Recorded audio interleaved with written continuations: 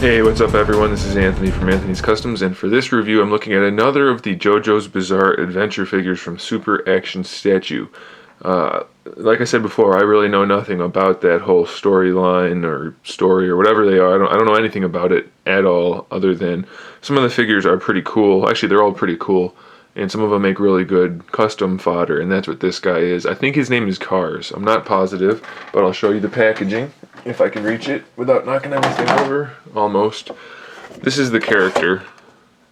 Those are some display possibilities, and it says right here KARS, so I assume that's his name. Alright, so let's look at the figure. He comes with a bunch of accessories. Before we get into the accessories, I'll tell you how tall he is. He is almost exactly 6.5 inches tall. So that's the size of the custom that it's going to turn into. It's going to fit in with Marvel Legends. This is actually for the same customer who got the assassin that I made not that long ago that was based kind of on Ninja Gaiden. So this is going to go with that. I can't tell you exactly what he's going to look like yet, but it's going to go along with that in some way. He does come with the same kind of base as the other guy, the clear acrylic bottom with the upright, just like the Figma and SH Figure Arts stands. So that's pretty cool. It has a decent batch of accessories, though I don't know how much of it we're going to use aside from body parts, though I do really like he's got these interchangeable gauntlets that have these big spikes on them, so that's kind of cool, and he has obviously the regular one for over here. I'm pretty sure I'm going to incorporate the spikes into the final figure, so that's pretty cool. He has interchangeable head and neck, so this head obviously doesn't have any wraps on it or anything like that, so he has a neck that has the wraps on it, and then the head also. I don't think I'll be using that. I'll probably be using this head without all of this hair, probably in some fashion, not sure yet.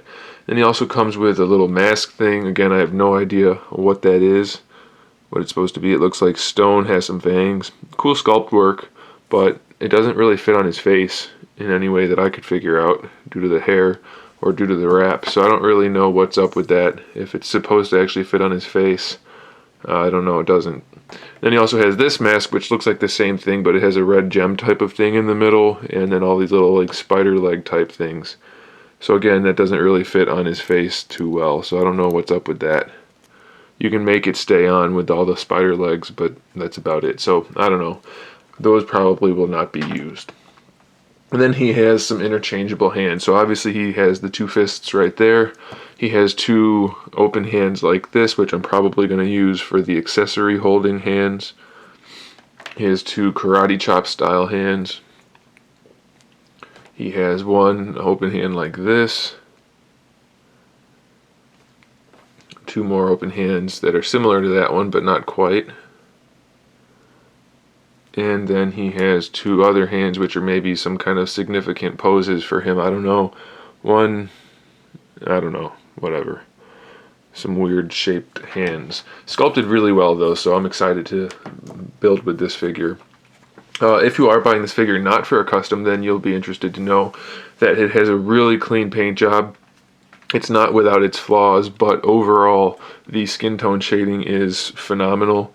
The paintwork everywhere is actually really, really good. The painting on the gauntlet things or bracers or whatever they're called looks really good. Their shading on his loincloth. That is hard plastic. I mean, it's not completely hard, but it's pretty hard. So that's probably not the best in terms of posability, but we'll get to that. The paintwork on his boots is pretty darn good. There's some shading on this cloth wrapping. So that's pretty cool, and the hair is loaded with shading, and it's sculpted really well also. The whole figure is sculpted really well. That's why I wanted to use it for a base. It's funny because the customer actually suggested this figure and the Jojo himself figure, and I was just looking at these two to use for custom, so that was pretty convenient, and I'm pretty excited about that. And again, like I said, the sculpt is just really good, and the paintwork is top-notch. Get really close. I didn't know my camera could do that. I'm like literally half an inch away from the lens right now. But it really, really good paintwork on that. Alright, so let's look at the articulation. Well, first, it'll be easier if we do this. So the neck is on a standard ball peg. And then we also have a standard ball peg on the hinge for the top of the head, just like the assassin in the Jojo figure. Then each part of the hair has a little ball hinge. It swivels on both ends and has the hinge. So we have one there, one on the front of each side, one on the back of each side, and one down the middle. He's got a whole lot of hair, and even with all the posability, it still kind of gets in the way and is a little cumbersome. But it is cool that they articulated it. So that's a pretty cool feature. You don't usually get articulated hair like that. So I can appreciate that. We'll leave it off for now, though, because it gets in the way. He does have these wrap things, and they're not sculpted on everywhere. These are kind of like sculpted. I think the back part is sculpted on, then the front part is glued on up here and around the neck.